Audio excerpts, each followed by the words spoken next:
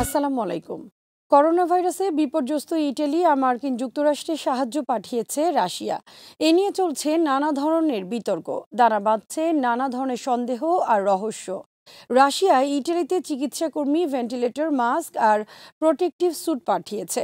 যেসব লরিতে করে এসব পাঠানো হয়েছে, সে লরিতে লেখা রয়েছে from Russia with love. Lorry ছাড়াও রাশিয়ার দুটি সামরিক পরিবহন বিমানে করে পাঠানো হয়েছে বিশেষজ্ঞ এবং অন্যান্য চিকিৎসা সামগ্রী। সামরিক বিমান দুটির গায়েও স্টিকার লাগানো রয়েছে ফ্রম রাশিয়া উইথ লাভ। কিন্তু ইউরোপের বিভিন্ন দেশে দুর্দিনে রাশিয়ার এই ভালোবাসা নিয়ে কেন এত প্রশ্ন, তা নিয়ে আজ আমরা আলোচনা করব।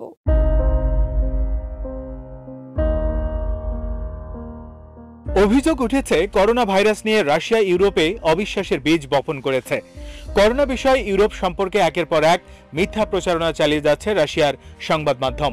অপরদিকে ইতালি ও মার্কিন যুক্তরাষ্ট্রে ত্রাণ পাঠানো বিষয়ে বলা হচ্ছে রাশিয়া নিঃস্বার্থভাবে এসব ত্রাণ সামগ্রী পাঠায়নি। এর প্রথম উদ্দেশ্য ইউরোপকে খুশি করা, যাতে ইউরোপীয় ইউনিয়ন রাশিয়ার উপর থেকে নিষেধাজ্ঞা তুলে নেয়।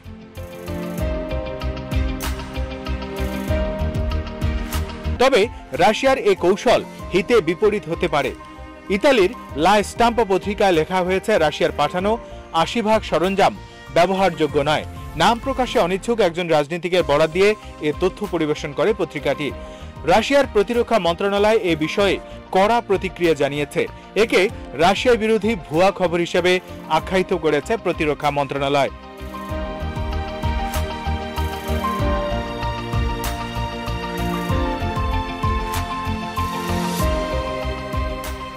ইটালির পক্ষ থেকে রাশিয়াকে বিশেষভাবে ধন্যবাদ জানানো হয়েছে জরুরি সহায়তার জন্য।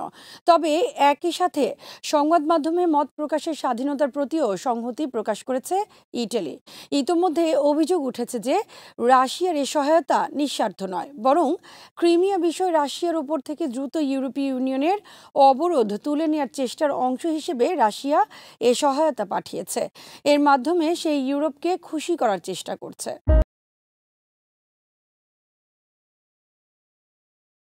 ইতালিকে এখনো রাশিয়ার অনেকটা ভালো মিত্র মনে করা হয়। ২০১৪ সালে ক্রিমিয়া দখল করার ঘটনায় ইতালি রাশিয়ার পক্ষ নেয়। ক্রিমিয়া রাশিয়ার পক্ষে অভ্যুত্থানেও সমর্থন দিয়েছে ইতালি। ক্রিমিয়া ঘটনায় রাশিয়ার উপর ইউরোপের আরোপ করা অবরোধ তুলে নেওয়ার পক্ষে ইতালি। তবে অনেক বিশেষজ্ঞ মনে করেন রাশিয়ার এ করোনা সহায়তা শুধুমাত্র অবরোধ তুলে নেওয়ার জন্য নয়, বরং বৃহত্তর প্রোপাগান্ডার অংশ। বহির্বিশ্বে রাশিয়ার খারাপ ইমেজ পুনরুদ্ধার এবং নির্দিষ্ট কোনো কোনো দেশের সাথে বিদ্যমান সম্পর্ক ধরে রাখার চেষ্টার অংশ মাত্র। ইতালির বর্তমান ক্ষমতাসীন ডানপন্থী লেগা পার্টিকে রাশিয়াপন্থী দল হিসেবে বিবেচনা করা হয়। এ দল যাতে আগামী নির্বাচনে ভালো ফল করতে পারে, সেজন্য ইতালিতে রাশিয়াপন্থী জনমত ধরে রাখার চেষ্টা করছে রাশিয়া।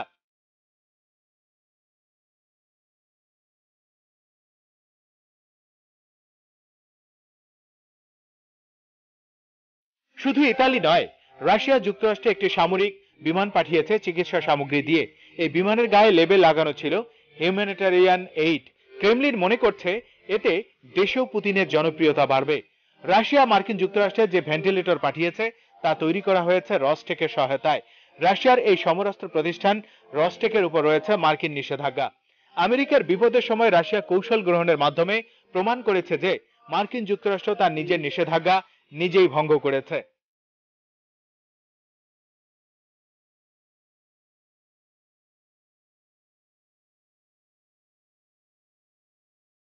অনেক পশ্চিমা বিশ্লেষক মনে করেন রাশিয়ার এই কৌশল হিতে বিপরীত হতে পারে, কারণ রাশিয়াতেও করোনা ব্যাপকভাবে ছড়িয়ে পড়তে পারে আর নিজেরই এসব সামগ্রীর প্রয়োজন হতে পারে। রাশিয়া যদি ব্যাপক আকারে ছড়িয়ে পড়ে এবং অনেক মানুষ মারা যায়, তারা তা গোপন রাখতে পারবে না। তখন রাশিয়ার ইমেজ বৃদ্ধিকারী এসব লাভ স্টিকার কাজে আসবে না, পাবলিক তখন ক্ষেপে যাবে।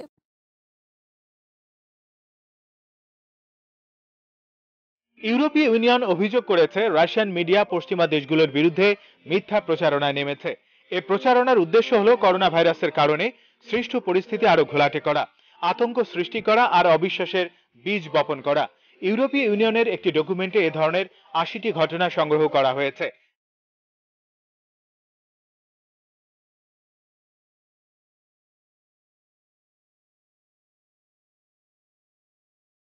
যেখানে জানুয়ারির পর থেকে করোনা ভাইরাস নিয়ে মিথ্যে তথ্য পরিবেশন করা হয়েছে রাশিয়ান মিডিয়ায়। রাশিয়া এসব অভিযোগ অস্বীকার করেছে। যুক্তরাজ্য অভিযোগ করেছে বরিস জনসনের অসুস্থতা নিয়েও রাশিয়ার গণমাধ্যম মিথ্যাচার করছে। রাশিয়ান মিডিয়ায় লেখা হয়েছে বরিস জনসন ভেন্টিলেটরে রয়েছেন।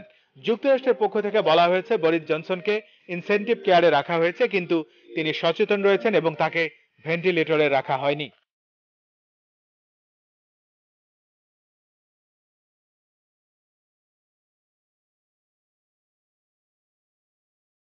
রাশিয়ার জনসংখ্যা 14.5 কোটি। প্রতিবেশী ইউরোপীয় দেশগুলোর তুলনায় রাশিয়া করোনা ভাইরাস আক্রান্ত ও মৃত্যুর সংখ্যাও অনেক কম।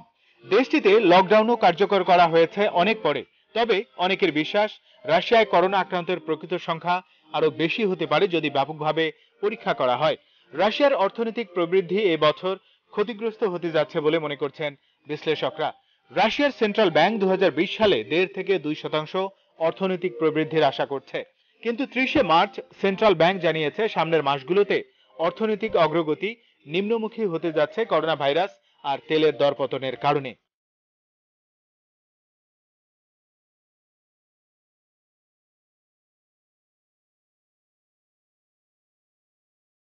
করোনা পরিস্থিতি শেষ না হওয়া পর্যন্ত কেউ নিশ্চিত করে বলতে পারছে না আসলে কোন দেশের ক্ষতির মাত্রা কি পরিমাণ হতে পারে।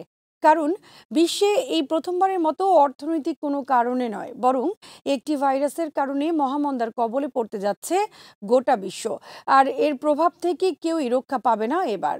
এটা আরও যত বেশি দিন বিদ্যমান থাকবে, ক্ষতির পরিমাণ ততই বাড়তে থাকবে। Thank you very much, everybody. It's a great honor to be with President Putin. মার্কিন যুক্তরাষ্ট্রের বিভিন্ন মহল থেকে দাবি উঠেছে রাশিয়ার সাথে মার্কিন যুক্তরাষ্ট্রের বিরোধের অবসান ঘটানোর জন্য। করোনা ভাইরাসের কারণে পৃথিবী যে অবস্থার মুখোমুখি হয়েছে তাতে দুই বিশ্ব পরাশক্তির দ্বন্দ্ব সংঘাত ভবিষ্যতে কারোর জন্য মঙ্গলজনক হবে না। Сотрудники работали, дали нам хорошую возможность продолжить то, о чем мы договорились. মার্কিন যুক্তরাষ্ট্রের শক্তিশালী মাধ্যম এনবিসির এক প্রবন্ধে আহ্বান জানানো হয়েছে দুই দেশের মধ্যে বিরোধ মিটিয়ে বিভিন্ন বিষয়ে একসাথে কাজ করার পদক্ষেপ গ্রহণের জন্য। সে লক্ষ্যে এখন এই দুই রাষ্ট্রকে করোনা ভাইরাস মোকাবেলায় যৌথ পদক্ষেপ গ্রহণের দাবি জানানো হয়েছে। এছাড়া করোনা উত্তর পরিস্থিতি, অর্থনৈতিক মন্দা কাটিয়ে ওঠা এবং পারমাণবিক অস্ত্র বিস্তার রোধে যুক্তরাষ্ট্র রাশিয়াকে একত্রে কাজ করার আহ্বান জানানো হয়েছে। দুদেশ যাতে ভবিষ্যতে একত্রে বিভিন্ন বিষয়ে পদক্ষেপ গ্রহণ করতে পারে সেজন্য একটি প্ল্যাটফর্ম গঠনের প্রস্তাব দেওয়া হয়েছে।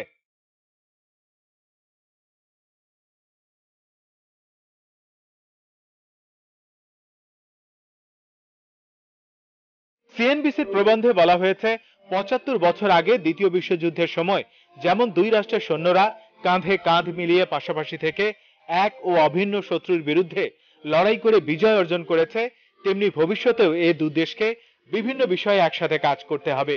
বর্তমানে মানবজাতি যে হুমকির মুখে দাঁড়িয়েছে তাতে দ্বিতীয় বিশ্বযুদ্ধের সময়কার দুই দেশের সৈনিকদের পাশাপাশি অবস্থান করে যুদ্ধের ছবিগুলো দুই দেশের ঐক্যের প্রতীক বলে মন্তব্য করেছে এনবিসির লেখায়।